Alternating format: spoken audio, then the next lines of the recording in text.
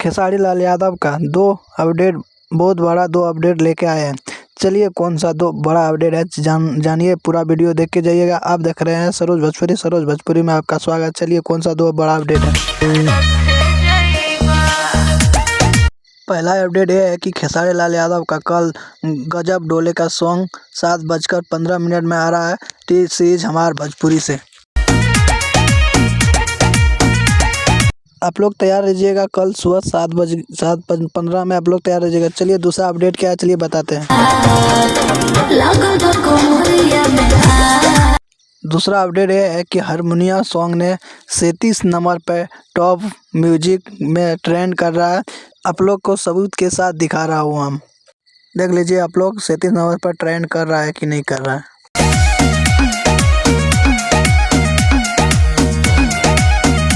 इतना ही इन्फॉर्मेशन था और कल को तैयार रहिएगा आप लोग। टी सीरीज हमारे भोजपुरी से आ रहा है खेसारी लाल यादव का गजब डोले का सॉन्ग। आप लोग तैयार रहिएगा 7:15 में। और कैसा लगा वीडियो मेरा कमेंट करके बताइएगा। और सरोज भोजपुरी को सब्सक्राइब नहीं किए प्लीज़ सब्सक्राइब कर लीजिएगा। फिर मिलेंगे अगले वीडियो में कोई खेसारी लाल यादव का न्यू अपडेट लेके।